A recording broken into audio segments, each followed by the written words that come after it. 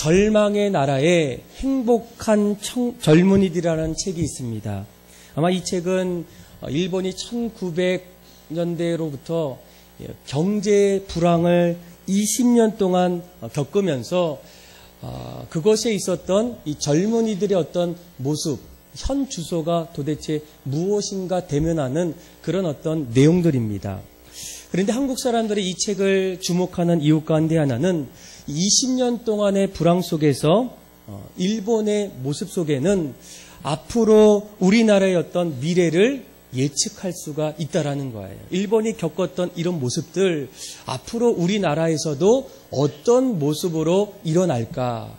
그리고 또 한 가지는 더 놀라운 것은 이 일본의 젊은이들에게 이 20년 동안 일어났던 일들 속에서 정말 특이한 어떤 모습들이 젊은이들에게 있다라는 거예요. 그래서 이 책을 2010년도에 일본의 내각부에서 이제 국민생활 여론조사라는 어떤 그런 통계를 통해서 여러분들의 삶의 모습은 얼마만큼의 만족이 있습니까? 이런 어떤 질문으로 이제 묻게 돼요. 그런데 이런 어떤 대답을 보면서 이 도쿄대학의 사회학 박사로 이 후루이치 노리토시가 이제 의회의 어떤 일본인들의 대답을 통해서 도대체 왜 이런 대답을 했을까? 이런 생각으로 이제 책을 쓰게 된다는 거예요. 그러니까 일본인들에게 이런 어떤 불안과 어떤 어려움 속에서 지금 현재 삶은 만족하십니까? 라는 어떤 한 가지 질문에 대부분의 일본인들이 만족한다는 거예요. 그리고 더 놀라운 것은 연령대가 더 젊어진 사람들이 오히려 더 큰 만족도가 있다라는 거예요. 그래서 50대는 무려 50% 이상이 만족한다. 40대는 58%, 그리고 30대에는 65%가 삶이 만족하다는 거예요. 그런데 20대 청년들은 오히려 70% 이상이 지금 우리의 어떤 현실이 내가 만족할 수가 있다라는 거예요. 사실 1, 2년의 어떤 경제의 어려움이 아니라 끊임없이 20년 동안의 어려움 속에서 일본인들의 어떤 마음속에 어떻게 우리 같으면 어렵고 힘들어서 만족할 수 없다라고 말하는데 이 일본인들의 어떤 결과는 의외의 결과였다는 거예요. 도대체 그 이유가 무엇이었을까? 그런 어떤 생각으로 이 책을 이제 썼다는 거예요. 그런데 그 책에 보면 일본인들이 그렇게 만족한다라고 말할 수 있는 어떤 근본적인 이유가 그의 어떤 관찰과 어떤 모습 속에서 이렇게 얘기해요. 일본 사람들은 5년, 10년, 15년, 20년이 지나다 보니까 옛날에도 그랬고 지금도 그렇듯이 앞으로도 더 나아지지 않는다는 거예요. 그러면서 그들 마음속에 점점 들어가는 어떤 비관한 마음들, 체념하는 어떤 마음들이 자꾸만 마음속에 자라난다는 거예요. 그래서 이제 자신이 어떻게 하더라도 지금보다 더 행복할 수 없다라는 그런 어떤 생각 속에서 현재 지금 일어나는 어떤 일들에 있어서 일본인들은 만족하고 있다는 거예요. 앞으로 더 나아질 리 없기 때문에 이루어지지 않을 목표를 일찌감치 포기하고 지금 당장 내가 있는 그 자리가 행복을 찾고 행복하다고 그렇게 생각하고 있다라는 거예요. 그래서 이 모습들을 보면서 한마디로 일본인들은 점점 꿈을 잃어버리고 있구나. 꿈이 점점 사라지고 있는 어떤 시대를 살고 있구나. 그런 어떤 안타까움을 그 책 속에서 느낄 수가 있다라는 거예요. 그런데 여러분 이 안타까운 어떤 이야기를 듣고 나면 다른 나라를 지금 우리가 걱정할 때가 아니라는 거예요. 여러분 우리나라도 마찬가지 아니겠습니까? 우리나라는 언젠가부터 미국과 일본을 따라가고 있어요. 교육 정책, 또 어떤 문화, 또 정치, 모든 어떤 그런 영역을 보게 되면 선진국이라고 불리는 미국과 일본을 모든 영역에서 조금씩 더 앞서가면서 따라가는 어떤 모습들이 우리나라에서도 흔히 볼 수 있다는 거예요. 그러다 보니까 요즘에 우리나라도 어떻습니까? 점점 가정을 보게 되면 행복한 가정보다는 가정이 점점 깨지고 이혼하는 어떤 가정이 점점 늘어나고 있어요. 또 사업은 어떻습니까? 잘 된다는 사람보다는 어려워지고 힘들다고 말하는 사람들이 많아지고 있어요. 또 좋은 대학을 가도 진로가 더 이상 보장되지 않아요. 직장에 들어가도 늘 불안하고 앞길이 매우 불투명한 그런 어떤 생각들이 어느 날 한국 안에서 우리가 살고 있는 이 시대에도 점점 일어나고 있다라는 거예요. 그러다 보니까 여러분 어떻습니까? 오늘날 우리나라 사람들도 젊은이들에게 뭐라고 얘기해요? 5포 세대, 또 7포 세대, 5가지 포기하고 7가지 포기하는 어떤 세대가 바로 우리 자녀들의 세대라는 거예요. 그 중에 그 5가지, 7가지 가운데는 뭐가 들어있습니까? 희망을 포기하고 꿈을 자녀들이 포기하고 있다는 거예요. 그러니까 남의 나라 이야기가 아니라 오늘 우리가 함께 나눴던 이 책의 말씀을 보면 그 책 속에는 오늘날 우리가 살고 있는 우리 자녀들, 우리 나라의 어떤 현실을 우리가 다시 한번 돌아볼 수 있다라는 거예요. 그런데 여러분 우리가 이런 어떤 모습 속에서 이럴 때에 우리가 가장 먼저 해야 될 일이 무엇이겠습니까? 꿈을 다시 찾는 겁니다. 꿈을 잃어가고 꿈이 점점 사라져가는 이때에 여러분 우리는 반드시 우리 안에 사라지고 있는 꿈을 다시 한번 찾아가야 한다는 거예요. 왜 어른들이 자녀들에게 꿈의 이야기를 많이 하겠습니까? 꿈은 내 자신을 새로운 인생으로 바꿀 수가 있어요. 꿈이 있다면 어려운 역경과 시련이 만나더라도 다시금 일어날 수 있는 어떤 힘이라는 거예요. 고난이 오더라도 낙담할 수밖에 없는 자리에서도 꿈은 희망을 갖게 하고 마지막까지 견디게 만듭니다. 그런데 반대로 꿈이 없다면 그 사람은 여전히 과거의 노예로 살게 돼요. 성장도 없고 발전도 없고 늘 똑같은 모습으로 그냥 먹고 사는 어떤 인생으로 보여질 때가 너무나 많다는 거예요.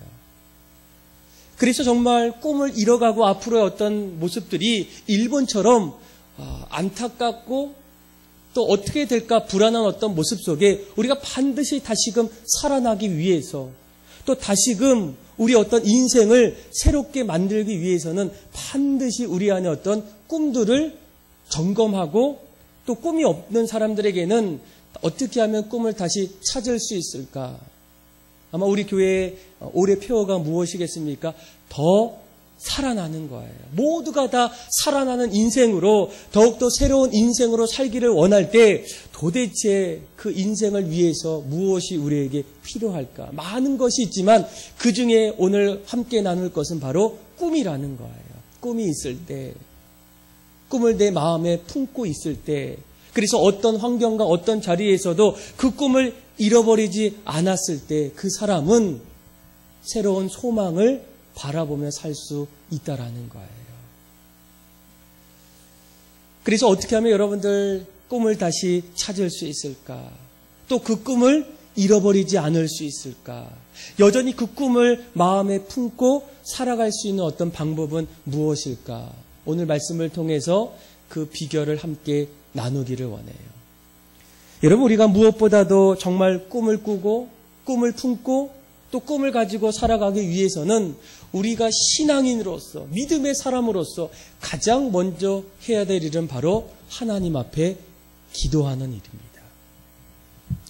오늘 우리가 함께 나눴던 이 하박국의 말씀은 하박국 선지자가 살았던 남유다, 우리가 보통 이스라엘이라고 불러요. 이스라엘의 나라를 배경으로 하고 있어요. 그런데 그 당시에 이스라엘을 보게 되면 현재 우리나라와 비교할 수 없는 그런 희망을 찾을 수 없는 나라가 바로 이스라엘이라는 거예요. 남유다라는 거예요. 왜냐하면 하나님께서 이 하박국 선지자에게 너희 나라, 너가 속해 있는 이 남유다는 얼마 안 있으면 멸망한다는 거예요. 심판을 예언하게 됩니다. 아마 1장 말씀을 보게 되면 보통 우리가 5절에서 11절까지의 말씀이 하나님을 통해서 이제 그 갈대아 사람, 우리가 보통 바벨론 사람이라고 얘기하는데 이 갈대아 사람들을 일으키셔서 그들을 심판한다는 거예요. 우리 한번 1장 6절에서 한번 11절까지 말씀을 한번 확인해 보도록 하겠습니다. 우리 같이 한번 6절에서 1장 6절에서 우리 11절 같이 한번 교독으로 한번 읽어볼까요? 제가 먼저 읽어볼게요. 보라 내가 사납고 성급한 백성 곧 땅이 넓은 곳으로 다니며 자기의 소유가 아닌 거처들을 점령하는 갈대아 사람, 이 사람들이 이제 바벨론을 얘기하죠. 갈대아 사람을 일으켰나니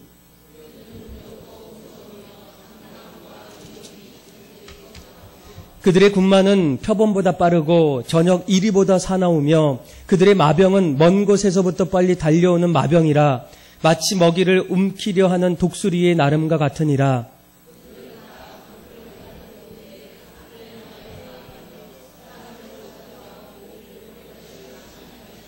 같이 읽겠습니다. 왕들을 멸시하며 방백을 조소하며 모든 견고한 성읍들을 비웃고 흉벽을 쌓아 그것을 점령할 것이라. 아멘. 자, 갈대아 사람들을 일으켜서 그들의 어떤 모습을 뭐라고 얘기합니까? 그들은 정말로 사납고 성급한 백성이라는 거예요. 무섭고 당담하고 위험이 크고 그래서 군마는 표범보다 빠르고 그들의 어떤 모습들, 전투력들을 묘사해요. 그런데 중요한 것은 10절에 왕들을 멸시하며 방백들을 조소하며 모든 견고한 성들을 비웃고 흉벽을 쌓아 그것을 점령한다는 거예요.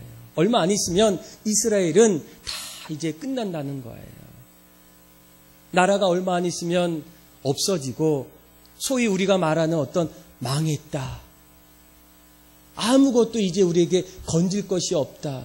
소망이 없다. 희망이 없다라고 말할 수 있는 어떤 그런 일들이 지금 이스라엘 나라에 얼마 안 있으면 지금 찾아온다는 거예요. 그래서 여러분 이 말을 들었던 하박국 선지자는 어떻습니까? 누가 듣더라도 섬뜩한 말씀이라는 거예요. 이렇게 된다면 그 어떤 사람도 희망을 찾고 싶어도 소망을 갖고 싶어도 나의 어떤 근거지가 되는 이 나라의 존재가 없어진다고 한다는데 누가 그 자리에서 꿈을 꾸고 소망을 갖고 희망의 노래를 부를 사람이 어디 있겠습니까? 그래서 1장의 말씀을 또 계속 읽어보면 그 이야기를 듣자마자 하박국 선지자는 하나님 앞에서 낙심하게 돼요. 그리고 하나님 앞에서 절망함을 통해서 이 민족의 현실에 대한 어떤 원망적인 어떤 고백들을 하나님 앞에 이야기하기 시작해요. 어째서 이런 일들이 일어납니까?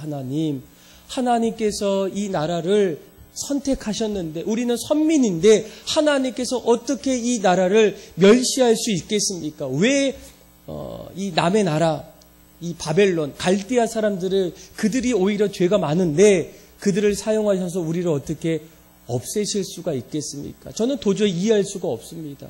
무엇으로 살아갈 수 있겠습니까? 이런 어떤 낙담하고 절망하는 어떤 그런 어떤 고백들이 1장의 말씀에 나오고 있다는 거예요.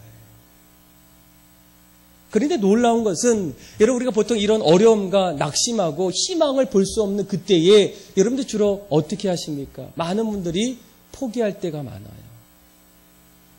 이제는 희망을 볼 수 없으니까. 또 많은 분들이 이제는 도망갑니다. 그 자리를 이제는 피하게 돼요. 또 여전히 불평으로 불만으로 원망에 가득 찬 인생으로 어쩔 수 없는 인생으로 살아갈 수밖에 없다라는 거예요.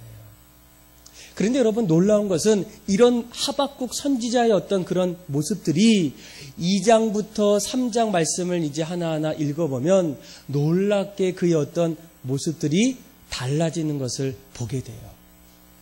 그리고 그의 모습을 볼 때마다 그 마음속에는 절망할 수밖에 없었던 그의 마음이 낙심에 차서 이런 어떤 소망을 가질 수 없었던 그의 어떤 마음이 소망으로 가득 차고 희망으로 가득 찬 어떤 모습으로 달라지는 하박국의 모습들을 볼 수 있다는 거예요.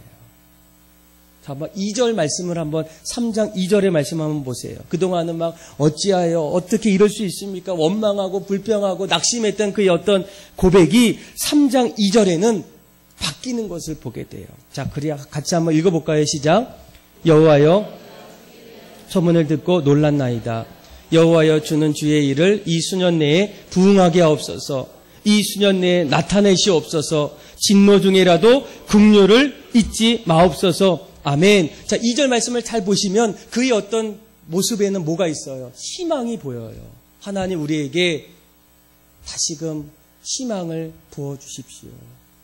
부흥을 우리에게 허락해 주십시오. 수년 내에 이것을 우리에게 나타내달라고 부탁하는 거예요. 여러분, 꿈이 없는 사람들, 또 소망이 없는 사람들은 어떻습니까? 현실을 도피해요. 또 현실 앞에서 이제는 다 포기합니다. 체념해요. 그러니까 하박국 선지자도 그런 어떤 모습을 가질 수 있었는데, 그래서 1장의 말씀을 보면 끊임없이 원망해. 어째서 이런 일들을 우리에게 주십니까? 하나님 도대체 어떤 분입니까? 이렇게 원망하고 불평했던 어떤 하박국의 어떤 내용들이 방금 읽었던 3장 2절에서는 하나님 우리에게 부흥을 주십시오. 수년 내에 우리에게 나타내 주십시오. 그의 어떤 모습 속에는 희망을 볼 수 있다는 거예요. 소망을 볼 수 있다는 거예요. 도대체 그 이유가 무엇일까? 근데 그 이유가 바로 3장 1절이에요. 우리 3장 1절의 말씀을 같이 한번 읽어봅시다. 시작. 시기 오넷에 맞춘 선지자 하박국의 기도라. 아멘. 그러니까 하박국 선지자는 처음부터 하나님 말씀을 듣게 돼요. 너희 나라가 망할 것이다. 심판받을 것이다. 소용없을 것이다. 그런데 그때의 이 하박국 선지자는 낙심만 하지 않았어요. 원망만 하지 않았어요. 포기하지 않았어요. 오히려 끊임없이 그가 기도하게 돼요. 그러니까 1장도 하박국의 기도의 내용이고 2장도 하박국의 기도의 내용이며 3장 역시도 하박국이 하나님 앞에 기도했던 내용들이에요. 그런데 여러분 중요한 것은 무엇이겠습니까? 기도할 때 그의 어떤 마음속에 있었던 낙심했던 마음들, 절망했던 마음들, 포기하고 싶었던 그런 어떤 마음들이 점점 바뀌고 있다는 거예요. 무엇을 하고 있을 때? 기도하고 있을 때. 여러분, 왜 우리가 기도가 중요할까? 어떤 분들은 기도하면 현실을 도피할 수 있지 않을까, 이런 어떤 생각들이 있어요. 그런데 아니라는 거예요. 여러분, 기도할 때 물론 지금 있는 어떤 현실을 직면하게 돼요. 자, 3장 2절을 한번 보세요. 3장 2절에 보면 그가 부흥을 먼저 외치기 전에 뭐라고 얘기합니까? 여호와여 내가 주께 대한 소문을 듣고 어떻게 했다고요? 자, 놀랐다는 거예요. 근데 여기서 이 놀랐다는 어떤 단어는 오히려 두렵다라고 표현하는 어떤 말이 더 합당할지 모른다는 거예요. 하나님께서 이 나라를 멸하시고 멸망하신다는 그 이야기를 내가 들었을 때 저는 너무나 두렵습니다. 이런 어떤 고백이 그의 기도 속에 있다는 거예요. 그러니까 기도는 현실을 도피하기보다는 현실 앞에서 현실을 직면하는 어떤 모습들이 있습니다. 3장에서도 그 모습을 볼 수가 있어요. 보세요. 자, 3장 16절, 17절을 한번 보세요. 자, 3장 17절은 비록 무화과 나무가 무성하지 못하고 포도나무의 열매가 없으며 감람나무의 소출이 없으며 밭에 먹을 것이 없으며 우리의 양이 없으며 외양간에 소가 없다는 거예요. 지금 하박국 선지자가 있던 그 이스라엘의 어떤 현실이에요. 열심히 사는데 또 열심히 노력하는데 부지런히 여기까지 달려왔는데 어떻습니까? 나무에 열매가 없어요. 그렇죠? 또 밭에 어떤 식물이 없다는 거예요. 실속도 없고 또 오늘날로 말하면 뭡니까? 내 인생이 지금 마이너스 인생이라는 거예요. 내가 그렇게 열심히 벌었는데 열심히 지나왔는데 아무것도 지금 나에게 남겨진 어떤 결과들이 없다는 거예요. 그런데 그런 모습들을 보면서 16절에 뭐라고 얘기합니까? 한번 3장 16절 한번 읽어볼까요? 시작. 내가 들었으므로 내 창자가 흔들렸고 그 목소리로 말미암아 내 입술이 떨렸도다. 무리가 우리를 치러 올라오는 환난 날을 내가 기다림으로 썩이는 것이 내 뼈에 들어왔으며 내 몸은 내 처소에서 떨리는 도다. 아멘. 자, 창자는 가만히 있어야 돼요. 근데 지금 이 소식을 들었어요. 이스라엘이 이제 얼마 안 있으면 멸망한다. 이제는 다 끝났다. 그러면서 기도할 때 그의 어떤 심정을 뭐라고 해야 합니까? 내 창자가 지금 흔들리는 심정이라는 거예요. 또 내 목소리가 어떻게 해요? 떨리고 있어요. 부들부들 떨고 있어요. 여러분 떤 적 있으시죠? 언제 그렇습니까? 그렇죠? 정말로 진짜 어려운 자리에 있을 때, 희망이 보이지 않았던 그때에 말하는 그 말 한마디 한마디가 막 입술이 막 부들부들 떨고 있어요. 그러니까 이 하박국 선지자의 어떤 기도의 내용 속에는 지금 현실을 바라보면서 자신의 어떤 솔직한 심정을 지금 토하고 있어요. 창자는 지금 흔들려 있고 또 입술은 지금 부들부들 떨려 있고 또 뭐라고 얘기합니까? 내 뼈가 지금 썩고 있다는 거예요. 내 몸은 지금 떨리고 있다는 거예요. 이런 어떤 모습들이 이런 기도의 자리에도 반드시 있게 돼요. 기억하셔야 돼요. 기도는 우리가 하나님 앞에 나와서 기도할 때 이 현실을 도피하는 자리가 아니에요. 현실을 오히려 맞닥뜨리는 자리. 하나님 앞에서 현실 앞에 직면하는 자리가 바로 기도라는 거예요. 그런데 여러분 이 하박국의 기도가 점점 달라지는 이유가 무엇이겠습니까? 그가 하나님 앞에 기도하기 시작했어요. 먼저는 처음의 반응은 원망입니다. 불평이에요. 하나님 어떻게 이 나라, 하나님이 선택한 선민인 나라를 하나님께서 어떻게 심판할 수 있겠습니까? 도저히 이해할 수 없다는 거예요. 그런데 기도하면 기도할수록 그 기도 속에서 하나님께서 그의 마음속에 찾아오셔요. 그리고 왜 내가 이 나라를 심판해야 하는지를 점점 알게 하십니다. 이것이 참 중요해요. 여러분 기도라는 것은 내 뜻보다는 하나님의 뜻을 구하는 거예요. 내 생각보다는 하나님의 생각이 어떤지를 아는 자리가 바로 기도의 자리예요. 요즘에는 신앙인들의 어떤 입버릇처럼 뭘 얘기합니까? 목사님 한번 기도해 볼게요. 이렇게 얘기하고 정말 기도하는지는 모르겠어요. 진지하게. 그런데 정말 기도한다는 것은 지금 나에게 당면한 어떤 문제 앞에서 내가 다시금 하나님의 섭리와 하나님의 계획이 왜 내 인생 속에 이렇게 지금 일어나고 있는지를 묻고 잠잠히 나아가는 시간이 바로 기도라는 거예요. 그러니까 하박국 선지자가 그렇게 기도하며 나갈 때 처음에는 뭣도 모르고 원망하는 거예요. 일반 사람들처럼 똑같은 행동 아니겠습니까? 하나님께서 어떻게 해서 이 나라를 이렇게 멸절할 수가 있겠습니까? 누구라도 생각할 수 있는 어떤 그런 반응이라는 거예요.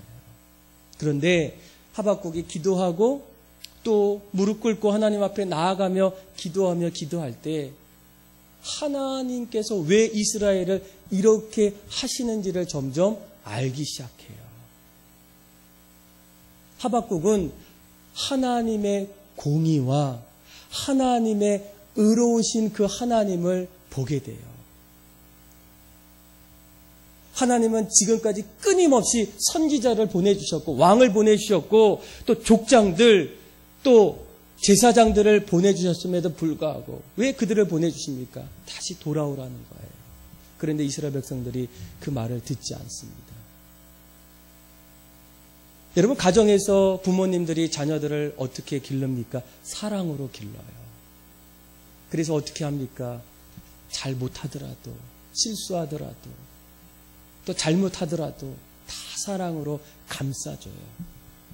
그런데 어느 날 되면 감싸줬던 그 부모님들의 모습 속에 전혀 몰랐던 어떤 그런 모습들을 보게 돼. 언제입니까? 뭐 화가 나서 막 엄마 아빠가 막 이제는 몽둥인가요? 하여튼 이걸 막 들어요. 체벌을 하게 돼요. 그런데 그때 그 아이는 이해할 수가 없는 거예요. 아니 어떻게 아빠가 나만 미워하지? 내가 무엇을 잘못해서 왜 자꾸만 매를 드는 걸까? 그때는 그걸 알지 못하는데 어느 날부터 그것을 이제는 깨닫게 돼요. 더 사랑하기 때문에. 내가 올바른 길을 가기를 원하시는구나. 그러니까 하나님도 이스라엘 백성들을 심판하시고 이스라엘 백성들을 멸망하는 어떤 이유는 그들이 다시금 하나님 앞에서 올바른 성도의 모습으로 다시금 오게끔 하는 하나님의 더 큰 마음이 있다는 것을 이 하박국 선지자가 알기 시작해요. 그래서 여러분 3장 마지막 절에는 그의 깨달았던 기도 속에서 하나님의 깊은 사랑을 알았던 그 하박국의 기도의 고백은 마지막에는 원망이 아니라 불평이 아니라 한숨이 아니라 오히려 하나님을 찬양하기 시작해요. 경배하기 시작해요. 자, 우리 한번 17절에서 19절까지 말씀 한번 확인해 볼까요? 같이 한번 읽겠습니다. 시작. 비록 무화과 나무가 무성하지 못하며 포도나무에 열매가 없으며 감람나무에 소출이 없으며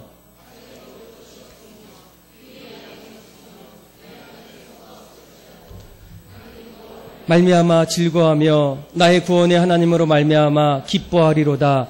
주 여호와는 나의 힘이시라.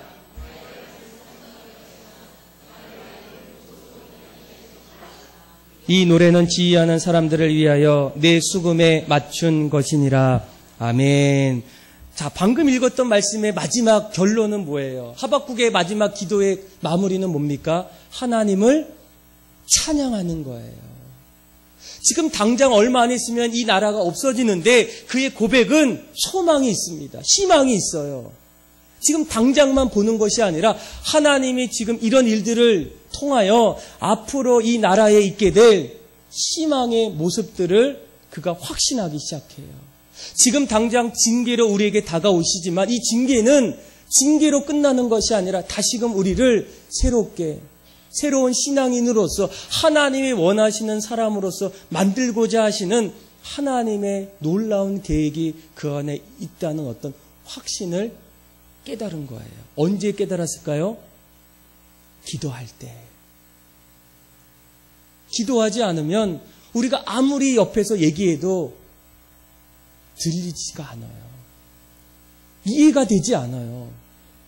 받아주고 싶어도 받아줄 수가 없는 거예요. 현실이 이렇기 때문에. 지금 하박국 선지자의 현실은 무화과 나무에 무성하지가 않아요. 포도나무에 열매가 없어요. 밭에 식물이 없어요. 또 그 안에 어떤 외양간에 양도 소도 없어요. 이게 바로 현실인데 그의 어떤 고백은 낙심할 수밖에 없는 자리에서도 걱정할 수밖에 없는 자리에서도 희망을 찾아볼 수 없는 자리에서도 그의 고백은 희망을 노래해요.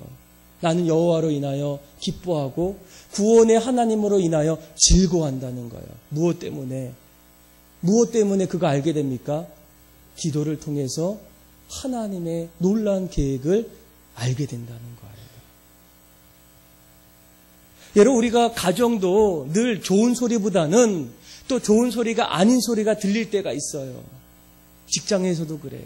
삶의 자리에서도 그래요. 요즘에 한국교회 어떤 부분들을 이야기할 때마다 가장 먼저 얘기하는 게 뭐예요? 교회가 점점 어려워지고 있다는 거예요. 여러분들도 그 이야기 속에서 한 번 정도는 공감할 때가 있어요. 왜 교회가 이럴까? 어쩌면 여기까지는 하박국의 어떤 고백과 다를 바가 없어요. 하나님, 도대체 하나님께서 예수 그리스도가 교회의 머리 되게 하셨는데 이 교회가 왜 이 정도밖에 안 됩니까? 세상에서 왜 이제는 사람들에게 걱정거리로 근심거리로 지금 사람들이 이 교회를 짓밟고 있습니까? 그런데 그때 우리가 여러분 이때에 해야 될 일이 도대체 무엇이겠습니까? 왜 이 시대의 교회가 어려워질 수밖에 없었던 하나님의 어떤 이유가 도대체 무엇인지를 여러분들이 물으셔야 돼요. 기도하셔야 돼요. 가정이 어려울 때 기도하셔야 돼요. 직장이 힘들 때 여러분들이 하나님 앞에 무릎 꿇고 납작 엎드려서 기도하셔야 돼요. 하나님은 선하신 분이에요. 하나님은 우리 인생이 더욱더 복된 인생으로 만들기를 원하셔요. 그런데 내 인생은 그러지 못할 때 무엇 때문인지를 어떻게 해야 된다고요? 하나님 앞에 기도해야 된다는 거예요. 기도할 때 그 비밀을 알게 됩니다. 여러분, 우리 교회도 올해부터 신앙의 어떤 훈련들을 이제 좀 본격적으로 좀 하려는 어떤 그런 일들이 있어요. 그래서 왜 이런 일들을 해야 될까? 그렇죠. 많은 분들이 또 의아해 분들이 있어요. 이제 3월부터는 3월 둘째 주에는 이제 오후 2시, 3시 예배가 이제 저녁 5시로 이제 변경이 돼요.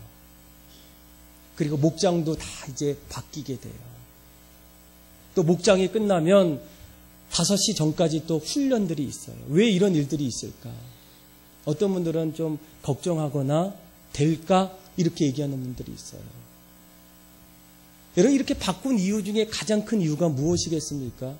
지금 오늘날 한국교회 어떤 모습을 보게 되면, 우리의 신앙을 보게 되면 많은 분들이 뭐라고 얘기합니까? 이대로는 안 된다는 거예요. 이대로는. 지금처럼 하면 한국교회가 더 어려움이 있다는 거예요. 처음에는 시대가 그래서 그럴까? 아니라는 거예요. 기도하면 기도할수록 하나님께서 우리에게 말씀해 주셔요. 저한테도 너무나 강력하게 말씀해 주세요. 교회가 도대체 뭘까? 왜 교회가 세상 속에서 힘을 잃어갈까? 교회에 우리가 어떤 생각들이 너무나 다르다는 거예요. 생각들이 너무나 다 각자 달라요. 그런데 교회는 분명한 것은 무엇이겠습니까? 교회는 세상 속으로부터 택함 받은, 부름 받은 하나님의 예배 공동체가 교회예요. 맞죠? 그런데 교회는 또 한 가지가 있어요. 세상 속으로 보냄받은 예수님의 제자 공동체가 바로 교회라는 거예요. 여러분, 어떻게 하면 세상 속에서 보냄받은 사명자로서 빛과 소금의 역할을 감당할 수 있을까? 우리가 예배 한 번 딱 드리고 그렇게 살 수 있는 것은 불가능해요. 교회는 신앙의 훈련소입니다. 우리가 믿음의 분량과 장성한 믿음에 이르도록 교회는 성도들 한 사람을 온전한 제자로 만들 수 있는 곳이 바로 교회가 되어야 된다는 거예요. 성도들이 원하는 어떤 교회가 아니라 하나님이 기뻐하셔서 이곳에 그리스도의 제자들이 많아지는 어떤 교회로 하나님은 원하시고 있다는 거예요. 처음에는 사람들이 많으면 좋겠다. 저도 그런 생각이 들더라고요. 교회 안에 구석구석에 사람들이 빈 곳이 있을 때, 그런데 시간이 지나면 지날수록 사람들은 많아져요. 무리들은 많아져요. 그런데 정말 예수님 앞에서 예수를 위해서 살고자 하는, 교회된 어떤 모습으로 살고자 하는 성도들의 어떤 모습들은 보이지가 않아요. 하나님, 이렇게 교회가 많은데 왜 세상의 힘을 느끼지 못하는 이유가 무엇이겠습니까? 교회가 너무나 이 땅에서 많은데 예수님을 옆에서 지켜보고 따라오는 무리들은 많은데 예수님의 제자들이 없다는 거예요. 예수님의 제자들. 여러분, 예수님의 제자를 어떻게 만들 수 있겠습니까? 교회가 세상 속으로 보냄받은 예수님의 제자가 되기 위해서는 교회는 치열한 어떤 영적인 싸움과 훈련을 하지 않고서는 그 교회가 세상에서 빛과 소금의 역할을 감당할 수가 없다는 거예요. 예수님은 사실 이 교회가 많은 사람들이 모이기보다도 예수님의 제자들이 있는 그런 교회로 하나님은 기뻐하고 있다는 거예요. 어떻게 할 수 있을까요? 여러분, 한번 기도 한번 해보세요. 먼저 기도했던 사람들, 이 부분에 대해서 끊임없이 하나님 앞에서 기도했더니 하나님께서 이런 어떤 이야기를 하나하나 알게 해주셔요. 사랑하는 믿음의 성도 여러분, 여러분들의 마음속에 어떤 마음이 있겠습니까? 또 꿈이 있겠습니까? 또 꿈이 있다면 어떤 거겠습니까? 어떤 분들은 어느 순간부터 꿈이 점점 사라지는 분들이 있어요. 여러분, 꿈은 어린 아이들만 있는 것이 아니라 평생 있게 돼요. 하나님은 그 꿈들을 각자에게 다 그때그때마다 가정에서도 주시고 직장에서도 주시고 내가 있는 삶의 자리에서도 매 순간순간마다 새로운 어떤 꿈들을 우리에게 주신다는 거예요. 그래서 우리가 그 꿈들을 알고자 했을 때, 그 꿈들을 우리가 붙잡기를 원할 때 어떤 삶의 자리에서도 정말 그 희망을 노래하고 싶을 때 여러분들 가장 먼저 해야 될 일이 무엇이라고요? 기도라는 거예요. 오늘 3장 1절에 뭐라고 얘기합니까? 하박국의 기도라는 거예요. 그의 기도의 내용이 점점 달라져요. 희망을 노래해요. 소망을 보게 돼요. 나라가 이제 얼마 안 있으면 망하고 이제는 내가 있는 그 존재의 나라가 이제 없어지는 가운데서도 그의 고백은 구원의 하나님으로 말미암아 기뻐하고 주님을 찬양하는 감격 속에서 하루하루를 준비하는 꿈꾸는 사람이 바로 하박국 선지자라는 거예요. 저는 여러분들 모두가 하박국 선지자처럼 꿈의 사람이 되길 원해요. 꿈꾸는 사람, 꿈을 마음에 품고 준비하는 사람. 여러분 정말 이 꿈들을 마음에 품고 살기를 원하지 않으십니까? 그렇다면 오늘 이 시간 우리가 함께 이 부분을 가지고 기도하셔야 돼요. 하나님, 가정에서도 꿈을 주세요. 결혼이 여러분 끝이 아니지 않습니까? 결혼은 가정의 출발이에요. 가정에서도 꿈을 주세요. 또 직장 안에서도 꿈을 주세요. 또 내가 만나는 공동체 안에서도 꿈을 주세요. 내가 함께하는 그 자리에서 교회 안에서도 꿈을 주세요. 꿈이 있을까요? 한번 열심히 기도하세요. 하박국 선지자처럼 처절하게 기도하면서 부르짖고 나아가면 하나님 어떻습니까? 우리의 기도를 들으셔요. 그리고 찾아오셔요. 그래서 성경 곳곳에서는 기도에 있어서 뭐라고 얘기합니까? 아무것도 두려워하지 말고 모든 일에 기도와 간구로 너희 구할 것을 하나님께 아뢰라는 거예요. 구하라. 그리하면 주실 것이다. 저는 여러분들이 오늘 이 시간 또 날마다 기도의 자리에서 하나님의 꿈을 발견함을 통하여 가정에서도 꿈을 이루는 가정, 직장에서도 꿈을 만들어가는 가정, 또 교회도 날마다 하나님의 비전 속에서 하나님 앞에 영광 돌릴 수 있는 그런 꿈꾸는 여러분들이 다 되기를, 그래서 날마다 여러분들의 인생이 더욱더 살아나는 인생으로 살아가는 여러분들의 삶이 다 되기를 주님의 이름으로 축복합니다.